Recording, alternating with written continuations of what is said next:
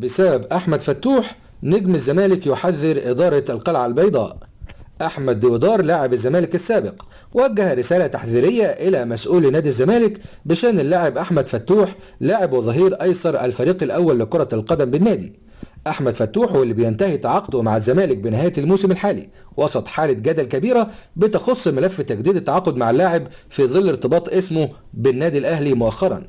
أحمد ديودار وعبر تصريحاته الأخيرة قال إن الأهلي بيتجاهل فكرة تدعيم الجبهة اليسرى وتجاهل عن عمد اللاعب الشاب محمد أشرف ظهير أيسر الأهلي لرغبته الأساسية في ضم أحمد فتوح من الزمالك.